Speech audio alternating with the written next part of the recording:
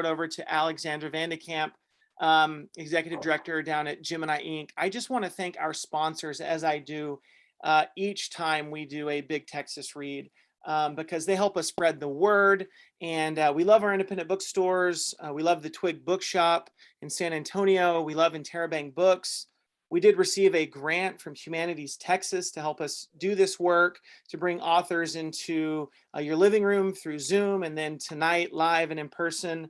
The University of Texas San Antonio Libraries has been so great about helping us spread the word. And then also Lone Star Literary. If you are in Texas or beyond and you want to know what's going on all around this big state of Texas in terms of the literary arts, check out Lone Star Literary. They are great. So thank you for being here tonight. We are so thrilled. I'm going to hand it over to Alexandra Vandekamp so we can get started. And before I do, I just want to say, if you're joining us on Zoom and you have a question, feel free to put that in the Q&A, and we will get to that at the end of the discussion, and I can hand those over to Alexandra. But thank you for being here tonight, and I'll hand it over to Alexandra. So welcome, everyone. I feel like we're really in the future, like we're in the Jetsons or something, because I kind of feel like one foot's in 3D, the other's in 2D. But thank you so much, Blake. It's thrilling to be here. I just wanted to thank Emma Hotel for this beautiful setup. Can we give them a applause?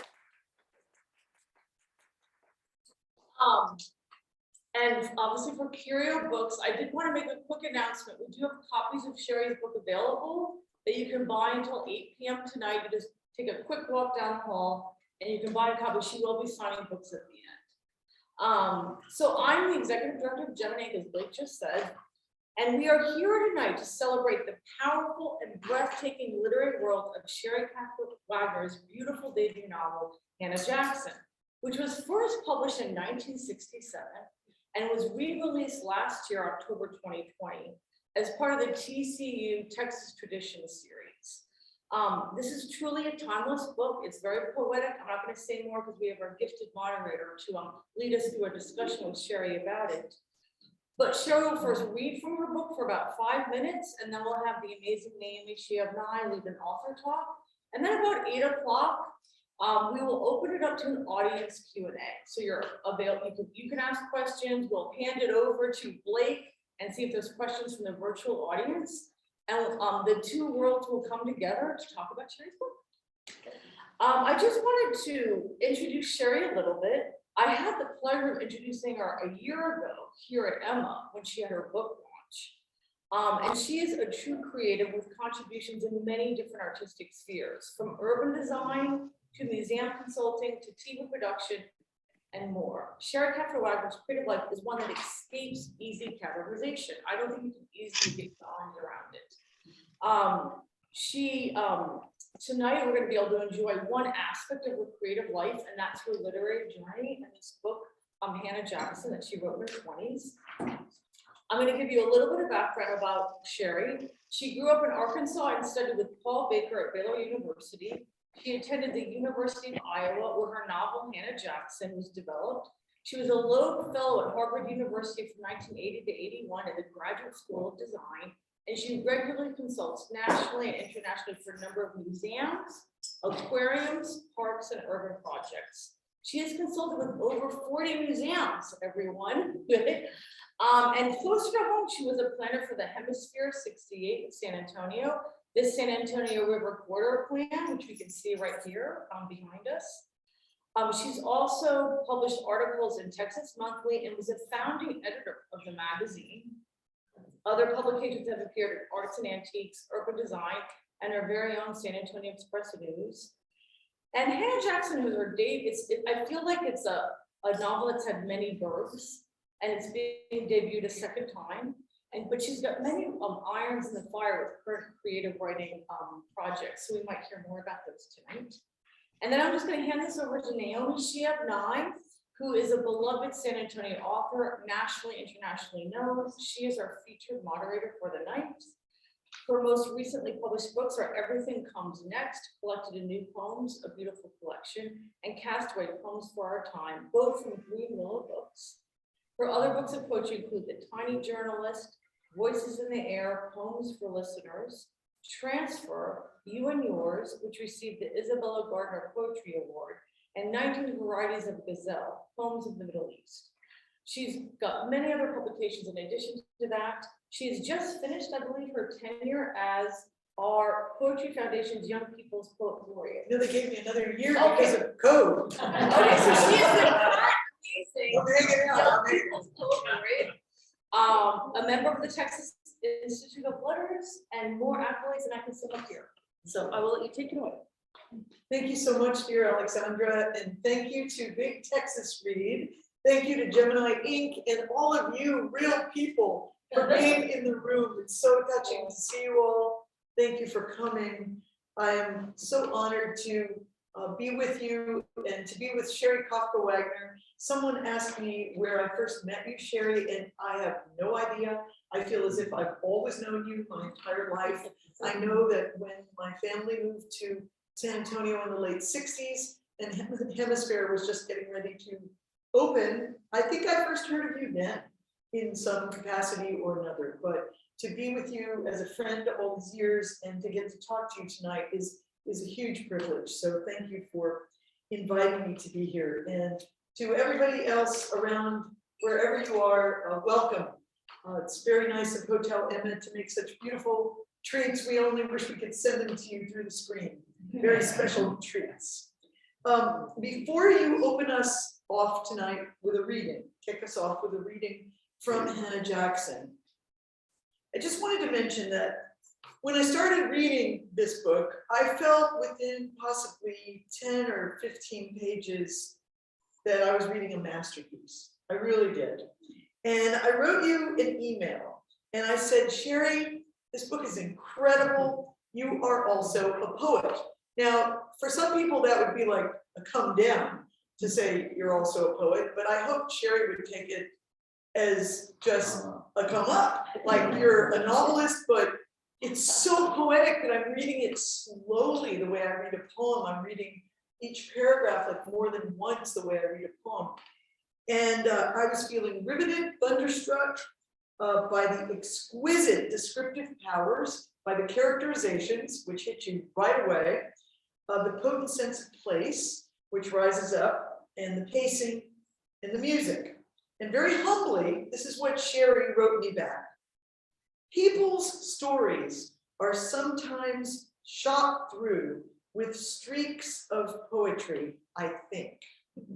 Hopefully, I might catch some of that shining thread now and then.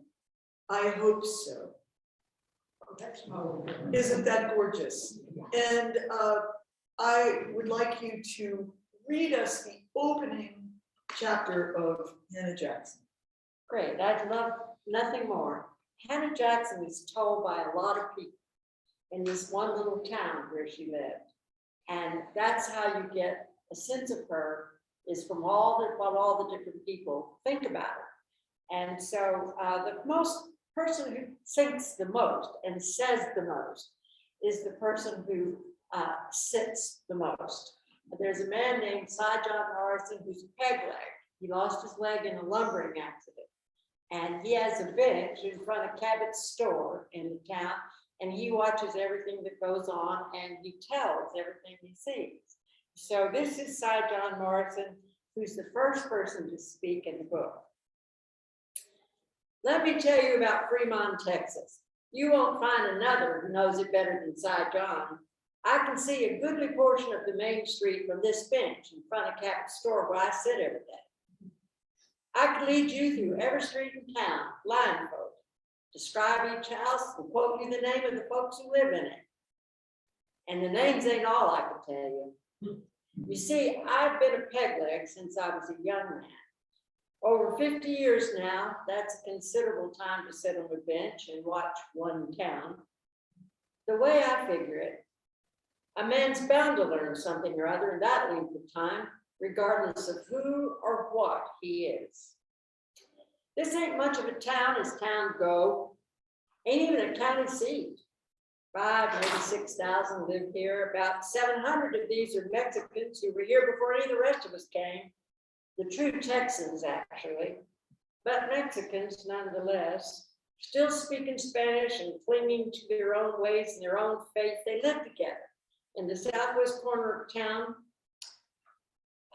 Fremont in rows of small, weathered gray houses with bright flowers growing in the yard.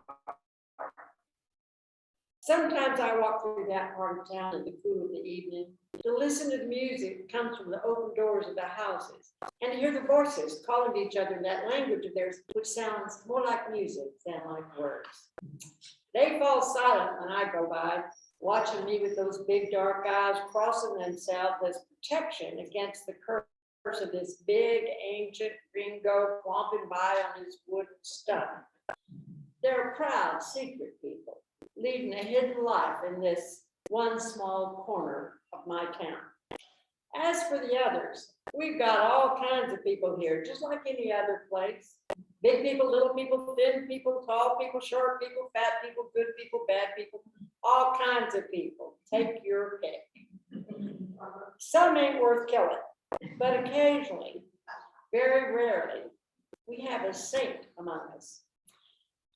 Lindale Etheridge was one. He was the schoolmaster here about 50 years ago, and a saint as sure as you're born.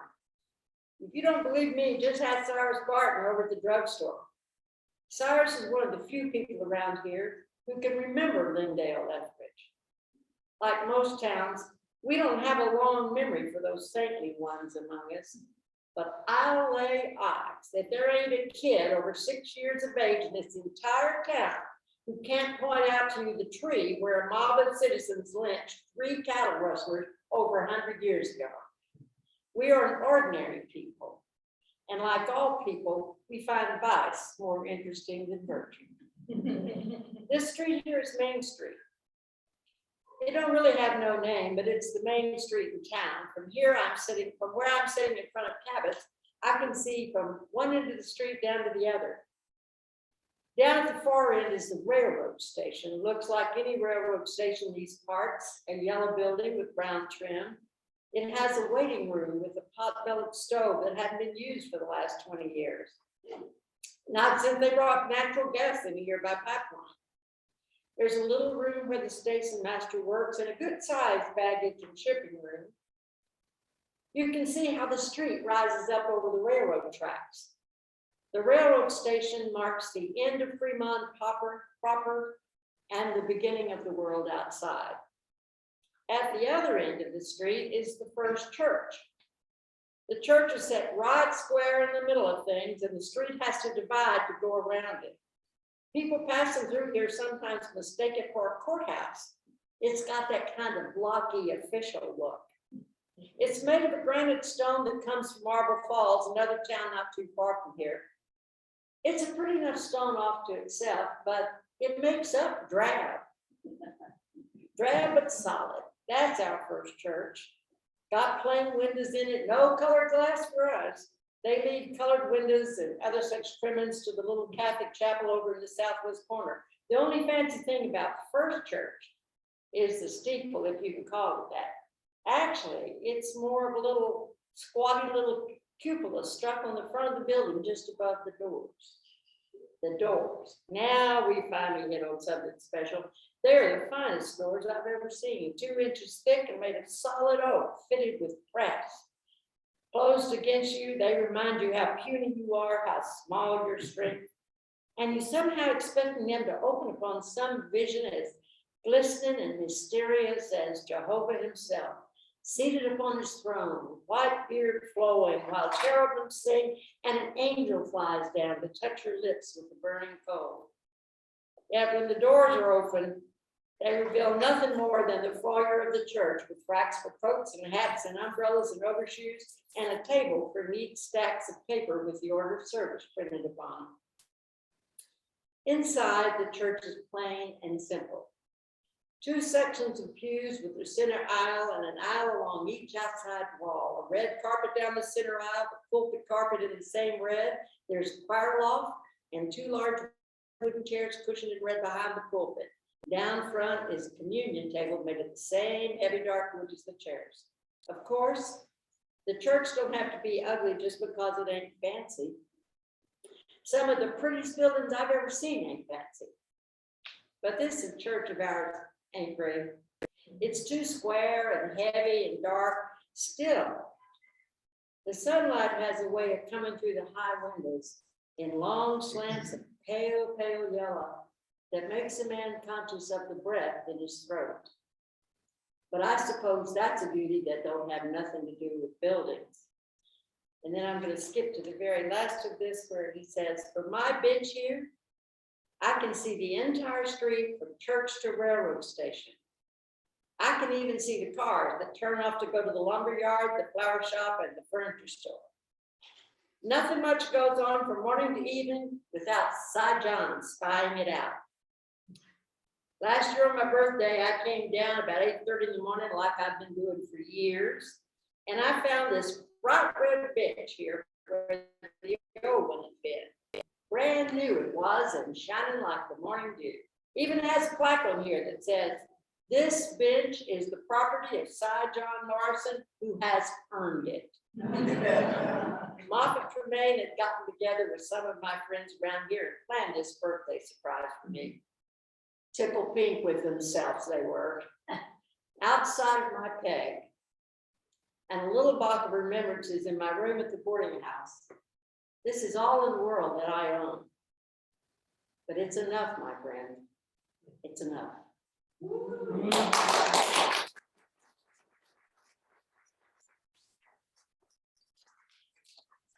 The shining threads in this book would be enough to fill a whole school.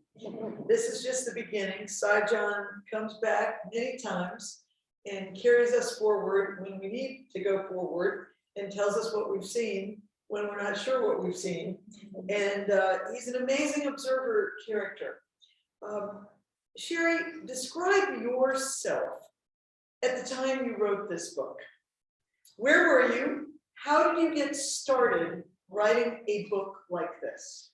I was at Baylor University, which requires that you take a course in the Bible.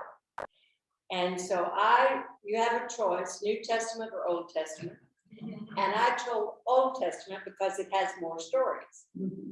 So in my class, we were reading the story of Hannah, the mother of the prophet Samuel. And the class was at 1 o'clock, right after lunch, and my teacher spoke in a slow, monotone, quiet voice, and I struggled to stay awake every day. So he had us read, and as we were reading the mother story, I was struck by the fact that she was very crying and carrying on, and so disturbed that the priest thought she was drunk and he was going to kick her out of the temple because she so wanted to have a child. And so she made this promise that if the Lord would give her a child, that she would give him up to be a priest. And I wrote in my notes, why in the world would a woman want to have a baby only to give him up? That made no sense to me at that time. Now I'm really young, I don't know much of the world at that time. I was about, I don't know, 20, 21, something like that. So I kept making notes about what would a story like that be in the world I know. And I began to, so I had a little shoebox and I would write little things when I'd have an idea and I'd put all these pieces in the shoebox. And from that shoebox one day I sort of thought, okay, I think I'll start plotting out this novel. And so I did. And I went to Iowa to the writer's workshop, and I took with me the first 3 parts of the book, or 4, and I continued to work on it there, and finally finished it. Were you always writing it in these chapters from different people's perspectives? Did that happen from the very beginning? Yeah, that did happen pretty soon on. Well, I was trying to think how to show the mystery of a person. I mean, we can never really know somebody else. We can't really know ourselves. I mean, I think that's hard even.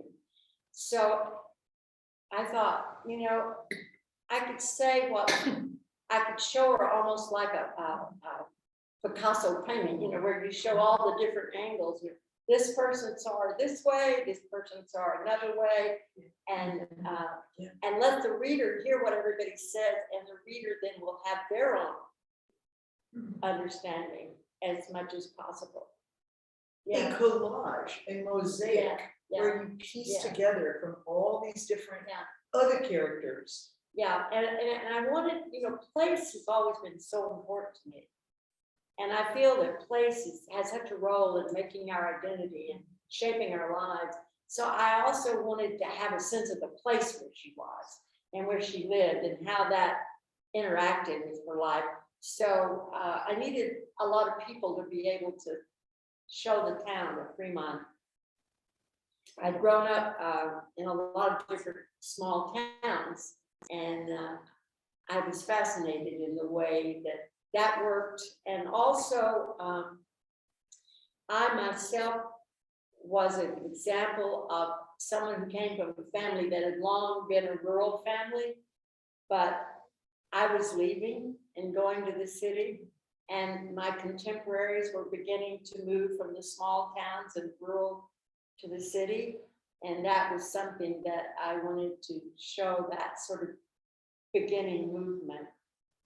And the kind of tension that came with that, which today we can see that tension in our state and in our nation between the rural and the small town and the urban. And that was already under the surface and beginning to simmer, and that was something I was feeling and experiencing myself. So I needed to have a lot of people to show the town too. You were the observer. You were the side John yourself, observing all people in the book. This would seem to most people, I think, who, if they just picked it up and read the book without any background knowledge about it, like a book written by an older, mature person who has lived a long time on Earth and seen things from a lot of different age perspectives, a more omniscient voice. Although I realize teenagers sometimes feel omniscient, but it's such a surprise that it was. Well, how do you feel? Does it surprise you now that you could write this then?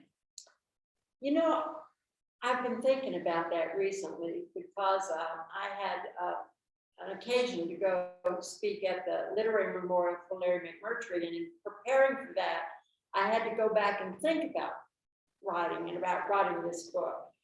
And I think in some way, because I didn't know much of anything, I was so naive. I mean, I'd had one playwriting course at Baylor when I started this book, and that's the only thing I'd ever had, the only writing I'd ever had. Although I was able to go to college because I won a first prize in a national essay contest, which gave me the scholarship to college. Otherwise, I could never have gone because my family could never have sent me. But I went to college, and I really, I think that I didn't really know much about. I didn't have any preconceptions about writing. I didn't have any idea about how you had to do it or how you had to start reading. So I just did it my way without thinking. You know, if I hadn't already had the book well underway by the time I got to the workshop, I might have been intimidated because I was the only female in my section. We were all males. Everybody was male at the workshop. At that time, there were 2 girls in the whole place, you know. And in Iowa, this is, you know, 1960 to 62. Women were not around much, and of course at that time everything was very male oriented. You know, Ernest Hemingway and you know all the guys and everything. So Philip Roth was one of the teachers there, and he said on the very first day that in his section we had one woman on every section had the same reading list. There was one woman on it. I said, Dennis said, and he kicked her off his list the first day. He said, "Oh, she's no good. We're not going to be reading her." I wouldn't have signed up for his section for $1 million after that. But there was, I didn't have any ideas about how you write a novel, so I just wrote it the way I did. You know? And then I heard you put it away for a while. Oh, yeah, oh gosh. When I finished it and I read it, I thought, good Lord, who in the world would care about this thing? I just went, this is so bad. And I wouldn't even tell anybody. I mean, I didn't give it to anybody. In the first place, I didn't know who to give it to read, you know, but I didn't give it to anybody to read. I just went, oh, and I put it in a box. And These boxes are quite yeah, functional. and I put it in a box with old pictures. Oh. And my father died. And I went in that box to get the old pictures. 2 years it had been in the box. I'd forgotten pretty much about it. And my father had died, and I went in there and I saw it. And I got it out and I read it and I thought, this isn't so bad. You know? Have you been thinking about it during the 2 years? No, I didn't think about it much. I was busy. I had a baby and I had a little girl and I had these two, you know, a baby and a little young one. And my father was ill. My father had a malignant brain tumor. It was a 2 years of illness. And I just had so much going on. I hadn't even thought about it. And I read it and I thought, maybe okay. So I sent it off and I was lucky. I sent it to an agent and he liked it and he sent it around. And I was so naive. It never occurred to me. I had no idea that a book that was named for a woman and wasn't going to be the most exciting thing to show. I mean, that wasn't kind of where writing was at the time. And it never occurred to me, but there was a woman editor. And as the agent explained to me that anything that just came in from an unknown writer, you had to have the entire editorial staff had to vote for that book or the publisher would publish it. And he said, you're lucky because there's a woman editor who is going to take your book before her editorial board. And he said, I think there is not a doubt in the world they're going to buy your book because her name is Lois Dwight Cole. She is a famous person in publishing, and she is going to say to them, this is going to be her last book before she retires. And they're going to say yes because she edited Gone with the Wind. And that's what happened. And William Morrow published it, and Lois Dwight Cole, a great lady. I was so lucky to meet her. She told me that Gone with the Wind came in 2 suitcases. And so she was glad to get Hannah Jackson, which was much smaller package. And so did you travel to New York, work with her personally? No, she sent me 3 things and I did 2 of them and thought one of them shouldn't be done, and she agreed with me, and that was it. 3 changes 3 changes. in a book. 2 changes. She suggested 3. One of them I rejected, and 2 I did. This is a story. So what was the reception? I want to go back to Baylor in a minute and Paul Baker and so forth, but what was the reception to this book when it first came out? Well, you know, I was busy then. I had taken this job working on the Hemisphere, and I was totally caught up with, like, okay, this book came out. I came to work in San Antonio in August of '66, and the Hemisphere, this book came out in September of '66. And by that time, I was totally caught up in the fair. And we had a fair that was going to open in April of '68. It was kind of like, yeah, I mean, emergency, you know, all hands on deck. And I was so caught up in that I didn't, you know, I went to New York and it was great. And I got to have, you know, go to breakfast and lunches and be on a television show. And I got interviewed to be on the Johnny Carson show, but that couldn't work out because of my kids' schedule. And you know, and there was all this stuff, but I was like the whole time waiting to get back because I had put forward this proposal that we build a women's pavilion at the Hemisphere. And I was back to lobby for that, which we did get approved. And I just, you know, but the book sold out the first publishing. I got good reviews. I won the Prince of Texas Writers Award. I won the Writers Roundup Award here in Texas. I became a member of the Texas Institute of Letters. But, That was a very strong, positive response. yeah, and I got a good review in the New York Times.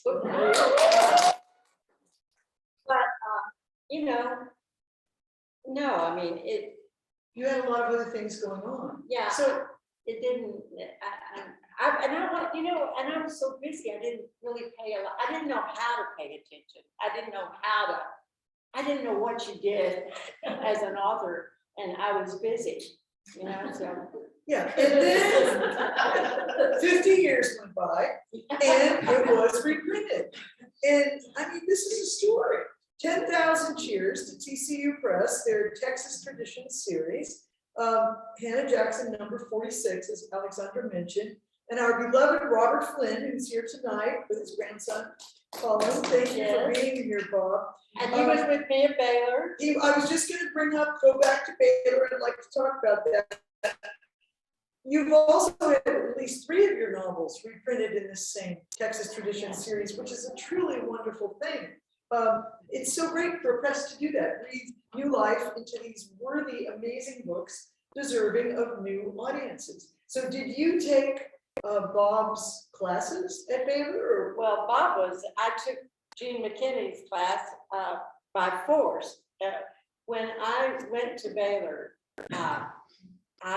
all I cared about was writing and being a writer, that's all. And I knew I had to go to college. So I worked really hard. I started studying colleges when I was 14 in the 9th grade to try to figure out how the heck I could get to college with a family that couldn't send me. So I had made it. And so my mother said, "That's fine, darling. You can just go right over here to the University of Arkansas. It's just, 17-year-old girls where I grew up didn't go away from home, and they didn't go to college. And if they did, you just went down the road piece." And my mother said, "If you get sick, I can come and take care of you. Make sure you're okay. So you just go down there." And I always said to my father, who was kind of always helping me a little bit about these things, I said, "Dad, I want to go as far as I could go." I said, "Because, this is my chance." I knew it was more than just going to college. It was going to someplace different. And so my dad said, "I think you might get down to Texas," because at a church meeting, we met a woman there who was a house mother. And I'll write her and get her to write your mother and say that if you get sick, she'll let your mother know. So that's what happened. That's how I got to Baylor. So I get to Baylor and I go in and they said, "Okay, you're all freshmen. You have to go here. You pick out what you're going to take and you sign up and you come up here and we'll sign your registration form and you can sign up."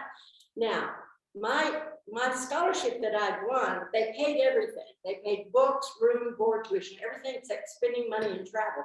But they only paid it for 1 year. So I had 1 year. And so I go and I go, great, where's the writing courses? And there were 2 at Baylor at that time. Playwriting, now I had not yet seen a play, except, some of the things we did at school. So I'd read lots of plays. Don't misunderstand me. I was a big reader of plays, but I hadn't seen one. And so they had playwriting and they had short story, but they were all junior level or above. There were 200 courses and freshmen could only take 100 courses. Oh my God, I nearly had a heart attack. I mean, I was so upset. I went, okay, I've blown it. I spent all those years trying to figure out how to get to college. I made it. I'm here. And I came to the wrong place because I can't study what I need to study. And I sat there and I was so upset. And the board graduate student said to me, "Okay, you got to pick something because I'm closing up. You got to write down so I can sign you up to register." I picked up the catalog. I opened it. My father had talked to me about how to study. My dad didn't know anything about college either. He said, "Okay, Sherry, here's what I think." He said, "The people I think that get the most out of life are the people who are the best integrated. They see the connections between things. So here's how you study. You think of something that happened in your biology class and you connect that to something that happened in your English class. And something in your English class that connected to something you saw happen in PE. You said, whatever you studied that day, your first job is to think every afternoon or every evening when you're studying, what are the connections between the classes I took today? So this is the honest truth. I opened the catalog and would you believe what it said? Integration of abilities. And I thought, well, that's what my father told me to think. And I thought, well, I assumed every kid in America's father told them that when they were studying. And I assumed that every college in America had that course. Little did I know that I don't think anybody else's dad told them that. And that's the only place in America that had that course. So that course was taught by Paul Baker, and it was in the drama department. So I signed up for that course.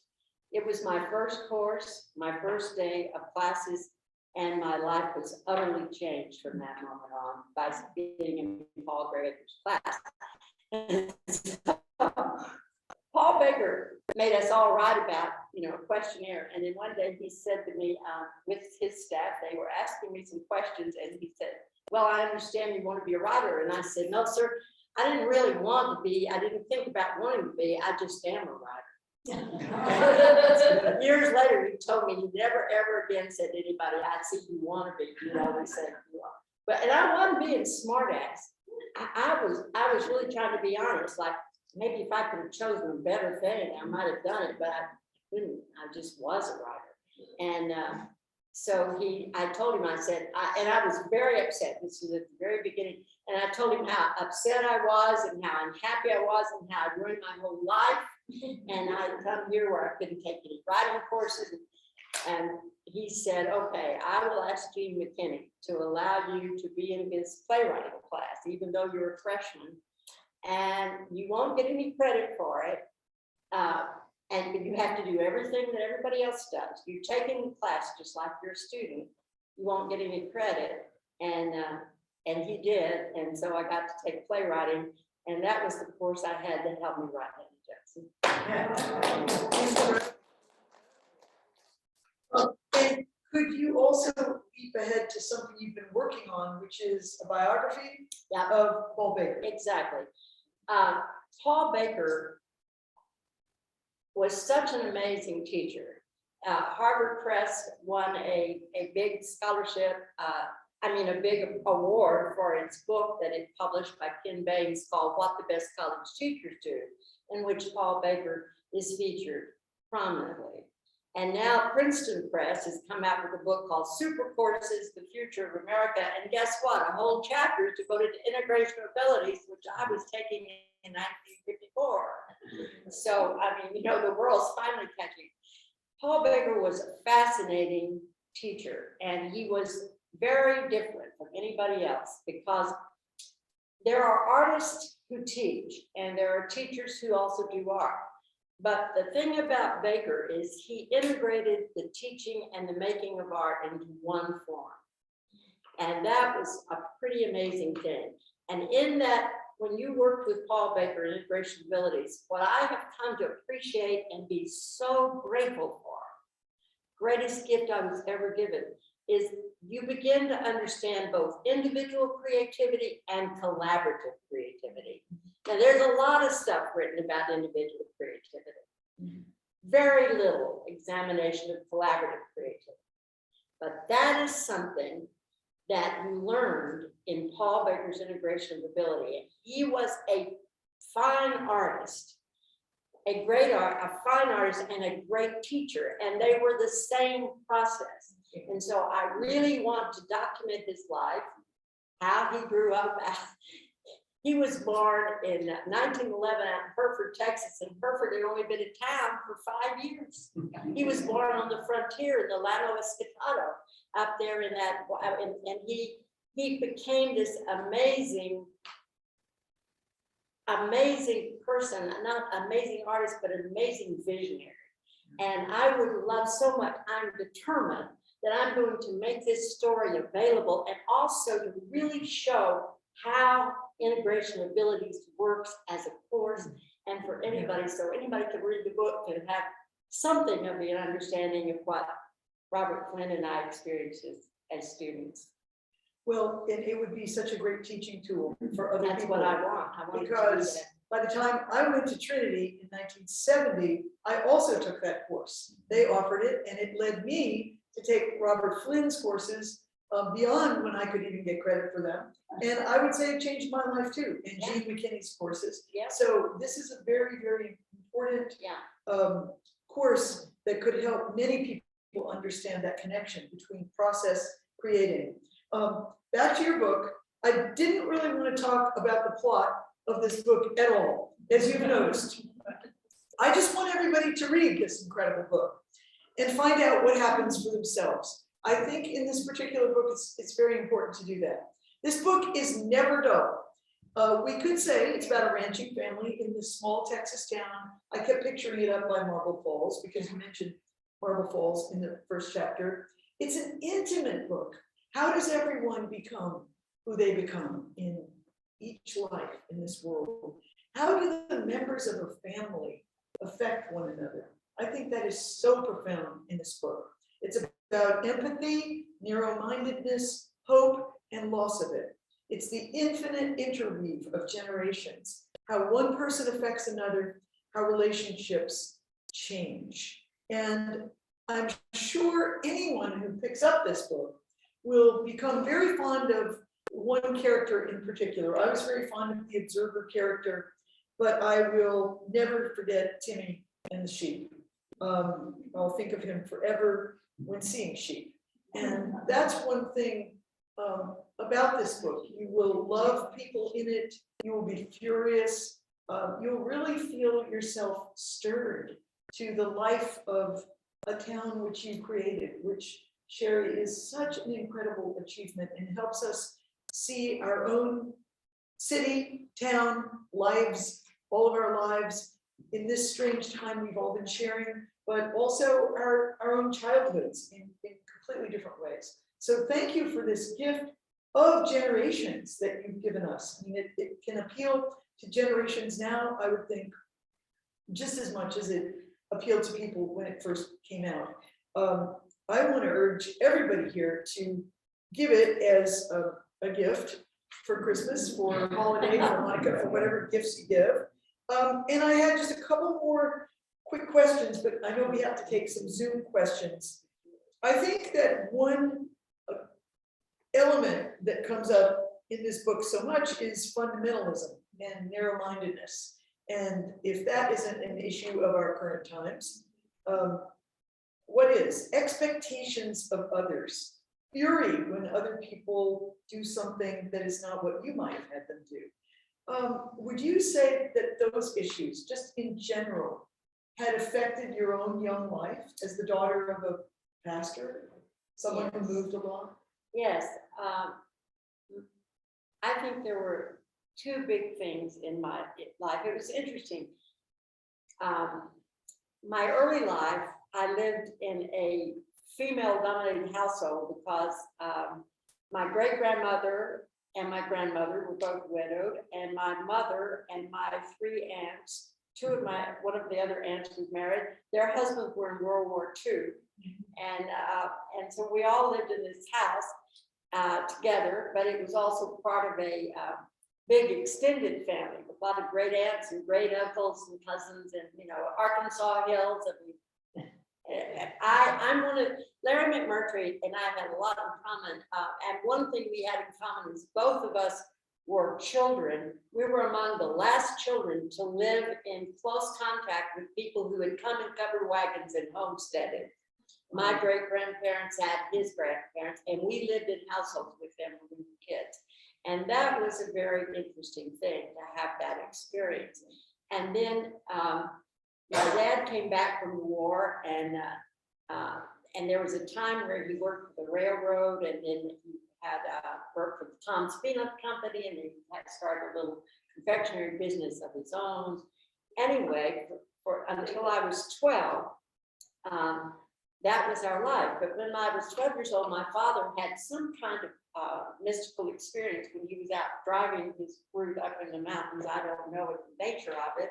I know he was listening to minister on the radio who, and my father left everything, sold his business and bundled us all up and went to a little tiny Southern Baptist college to start studying for the ministry.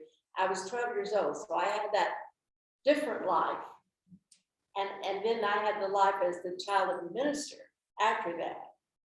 And so it was very interesting to me to see those two things.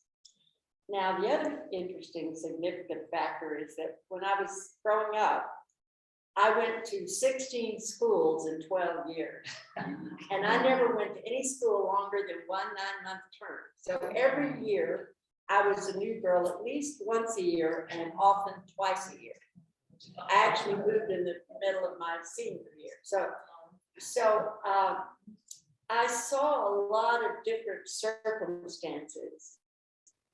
And I saw what was common in those circumstances and what was not. And I think that one of the things that was interesting to me was both the spiritual side of the religious pursuit, but also the political side. My dad was terrible at the politics of the ministry. So he was always getting fired, you know, because he was always, he believed that whosoever will may come. He read that in the Bible. So of course, he let everybody come. And so the board of deacons, you know, all the Baptist churches are like little nonprofits. The board runs it. The board of deacons came and told him he had to bringing those people to his church, and he would have to leave. And my dad said, "Okay, I'll leave." And so there was a lot of interesting things I saw. I think that one of the things that was interesting to me was being around people who were so proclaiming of their goodness. I was always struck by the goodness of the people who were supposedly bad. You know, I saw that there was a lot of sameness, and that there was good and bad operating, you know, always, you know. So it was an interesting thing. It was interesting thing Well, to be a child. This is a profoundly nourishing answer to help us understand how someone so young could already have enough perspective to write this book, because you had been the observer in so many venues that you had that witness. You were making the witness to this in many different places. That really is astonishing. I know you told me that you've been writing a lot of short stories, which is very exciting over the years since Hannah Jackson came out. And I hope, along with all of your other readers, that they will be in the covers of a book soon, so we can have them together. I'd be curious if you want to say anything about the short stories, or yeah, go ahead. Just quickly, I'll say, I still have that box. I have a box of short stories in it. And I must say that Hannah Jackson coming back out has made me go back to that box and start reading them. And I had an experience. A young girl, 14, came up to me and said that she had read Hannah Jackson and she wanted to talk to me about the people in it. And so she started talking to me about the characters, and we had a great talk. And I thought, you know what? I'm going to go home and I'm going to dust off those old short stories. I'm going to put them together and I'm going to put them out there. And so when I'm worn out from dealing with Paul Baker, I'm going to do that. We'll be there. We'll be there hopefully to hear you. And what is your best writing advice you give to others? You know, I would say that just if you have a good story that's coming in your mind, you hear it and you see it, just write it down. Just start writing. Don't worry about, am I doing this right, or am I putting this in art together? Just let it go. Just let your hand and your mind and your eye go, you know. And afterwards, if you need to have work on it and mold it and everything, there'll be people to help you do that. But if you get it all down, then you've got time to shape it. And I just say, do it. Do it. Well, that's such an important phrase, to hear it, just to hear it and do it. And hear it and see it. I think that's why we can hear the characters in this book so clearly, so vividly. because you heard them and we hear them. May we hear, Blake, from any of our Zoom friends tonight? Do they have any questions they would like to ask to Sherry? Actually, Blake handed the Q&A, but he's texting me questions from the virtual Oh, audience. good. So Blake, I'm gonna kick off and ask one question from our Zoom audience. Sound good? That sounds great. So, can everyone hear me? Yeah. Yeah. So this is from Margaret, and it's a little bit following on this, which discussion you've been already having, but Margaret Keys has this question. What is your writing process? Has it changed over the years? Yeah. I always start with just a story in my head, you know, like I will tell you, a short story I wrote called the West Texas Triptych. When I was a freshman at Baylor, my roommate told me a story about something that happened in her life back in Dallas, Texas. And she was telling me about when her grandmother had died and her father had become enamored of the woman who ran the Blue Bonnet Cafe, and that he was going to marry her, and then her mother got real upset about this, and that the two of them went to the house and took everything from the family home, so that the lady from the cafe wouldn't be able to move in and have all their grandmother's goods and furniture, and they were taking everything. And she said she remembered saying to her mother was calling her, and she said, "I'm coming and I'm bringing everything I can." And that story hung in my mind all these years, like, yeah, I'm coming and I'm bringing everything. And so that story, then I sort of of course, that story transferred in my mind and became something else. But it was the beginning. And so very often, that's my process. I hear something and I also see it. I mean, when I'm writing, and I'm sure that's true with Bill and Bob and so many people write, I see it almost like a movie. You know, like I'm watching it in my head and I'm seeing what they're doing, and sometimes I want them to do something else. I mean, I did not intend to have John Morrison in this book.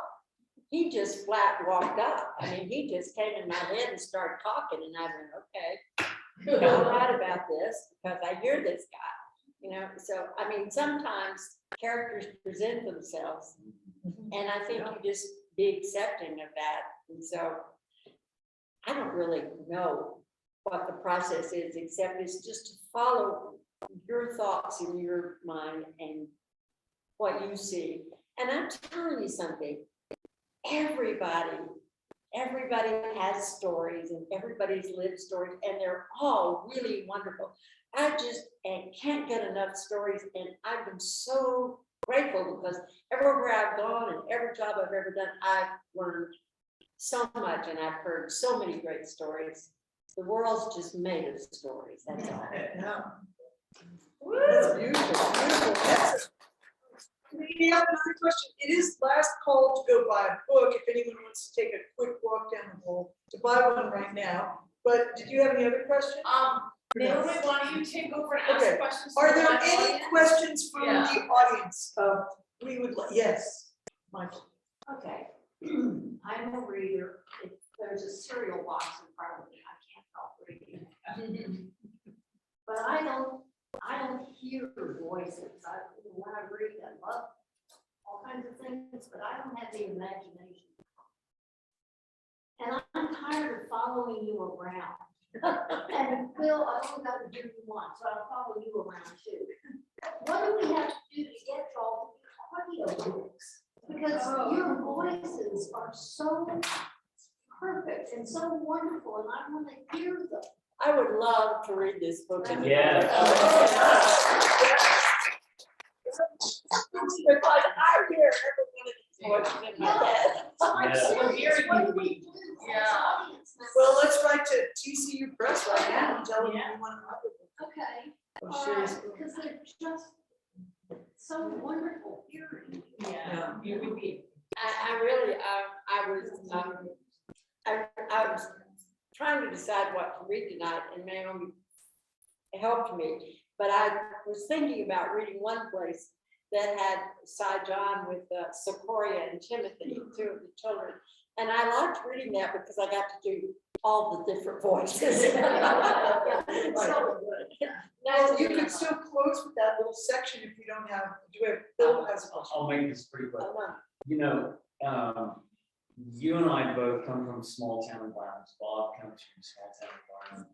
I feel like in Fremont, Texas is a character in your book. absolutely. And I feel like we are reporting from an era that is closing as we sit here. Because, you know, this is pre-internet, pre-cable TV, pre. And I got the tail end of it, but, you know, I grew up sitting on the kitchen floor listening to the adults tell stories about people I had no idea who they were, but you were transfixed. Who shot who, who ran off with who, you know, it was amazing. And do you ever feel like this is ancient history? No, I don't, and I'll tell you why. It's because of the work I do. You know, like right now, in June, I went to meet in Pear Park, Louisiana, with a group of the people from the Atchafalaya Basin Swamp who want to do a Cajun Cultural Center. So I went there to work with them, you know, talk to them, listen to them, and when I go these places and I sit down with people, they start telling me stories, and they show me pictures, and they tell me stories, and they give me books to read, and it's just as rich. Do you think I'm lucky. the kids are grabbing onto it? Yeah, I mean that given a chance. I mean, one of the things that I really try to do in my work, and one of the reasons I love this work, is I try to get these stories put into places. You know, I said at the McMurtry thing that I sort of turned from writing stories for people to read to making stories for people to experience. Like when I worked on the planning for the San Antonio River, I did all this study and all this talking and interviewed lots of people, filmed Hudman and Robert Hudman, filming neighbors, filmed all these people to learn about the river so that we can make this river so people can keep experiencing it as the story that it is, you know, as it keeps, and so it can keep running through people's lives, you know, and keep being part of their story. And I'm working on something, and I was working today on it in Cape Verde. It's now called Cabo Verde. It's in Africa, this little country. And I'm working on this project. One part of it is a cultural bazaar. And I'm reading and I'm thinking of all the stories of all these people from these islands, you know, and making those stories there where they're still accessible, because if we ever don't have a chance to share our stories, we're doomed. You know, because it's by sharing our stories that we find our shared humanity, and I think it's very important to have that. And so it takes different forms, but it's still there. It's still there. And you know what? Nearly everybody will tell you. I mean, you know that if you get on the airline, you sit down, somebody's going to tell you something that you can't believe that you're hearing it. So there's a lot out there. That's a heartening response, because it is easy to fear that world is going into the devices and nobody's listening from the kitchen floor anymore. They're not listening from the kitchen floor, but they're finding stories, and they still know that they're living stories. You know, they still know that they're things that they're worth telling. Thank you, Sherry. Is there anyone else who has a question in the room? And if not, maybe Sherry, would you close with just like a couple of paragraphs from the part you were going to read? We would love to hear your voice at the end. Thank you for gifting us tonight with your beautiful book and your wisdom and all you've done. And we root for all you do next, Sherry. And thank you so much. in your book, is a world. This book is a world, and it's a world that felt very refreshing and comforting to be in. So thank you for transporting all of us. Thank you so much. I'll just read you a little bit. It must have been when the girl, this is Side John again, must have been when that girl was about 6. Tim was a little feller, but she had him in tow, pulling him along as fast as his legs would go. She always looked after Tim, Socorro did. She pulled him right up in front of the bench and stopped in front of me. She had a mess of dark red hair even then, and it was tumbled all over her head. She had dark eyes too, only they weren't serious and sad, but blazing and fierce. How come you've got a stick for a leg? She asked in that voice that was already deep and hoarse. I got my other leg caught up in an accident, I said. Oh, she said. Did a horse fall on it? No, it was a lumbering accident. I got pinned under some logs when I was loading the truck. Oh, I thought maybe you were a Carl. Just a lumberjack, I said, tickled in her disappointment. She only liked stories with horses in them. She was quiet for a moment, looking at the peg, then she said, Did it take you long to learn how to walk on that stick? It's a peg, I said. It took a while. She looked up at me. Can I touch it? The peg? I nodded and she put her hand out and softly stroked the peg. I think it's nice, she said. Touch it, Tim, she said, tugging at the little boy's hand, but he hung back, his eyes wearing a little frightened. He wasn't looking at that peg, but at me. It's okay, son, I said softly. It doesn't hurt. My heart went out to the little fellow standing there. He was a skinny little guy, not much to look at, but right from the first, I liked him. Maybe it was because I'd waited over 30 years to see Maura Troxler's eyes again, and here they were repeated in her grandson. They were a deep shade of blue, almost violet, and like Maura's, they were smudged and shadowed so deep and lovely that only a face of great beauty could contain them successfully. This little boy, with his thin, narrow face, his long nose, his pale, delicate skin, he didn't have the looks to balance them. It's all right, son, I said again, but he'd already started to cry, pulling out Socorro's breast and turning away from us. She stooped quickly and gathered him up. She was small, and he made an armful for her. She staggered a bit, and I reached out to help her, but she recovered by herself. It's okay, she said. I carry him a lot. He gets scared easy, she explained. They started away. When they'd gone a few steps down the street, she put him down and wiped his face with her skirt. She talked to him in a low voice, soothing and gentle, and finally she turned back to me. We'll come see you again, she said.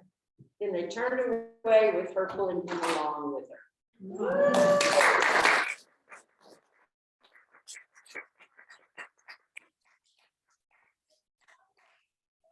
Virtual, would you want to close with that question? Sure. I love that scene, by the way. It's so amazing. This is from William Blunt, and he said, with Hannah Jackson being reprinted, was there any part you wish you could have rewritten after your life had taken so many interesting turns? Great question. Thank you, Great William. question, William. Yeah. That's a great question, William. When I read it again, I didn't make any changes at all.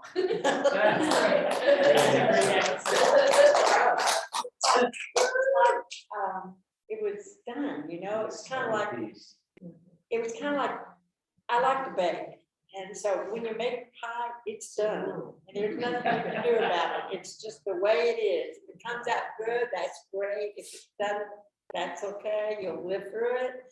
And I sort of felt like, okay, I baked this book once and I can't bake it again. So I didn't do any changes. Thank you all so much for being here.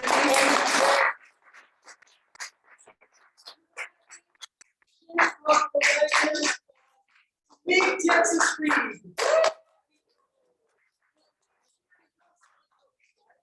I think there's a table here, Sherry will be happy to sign books.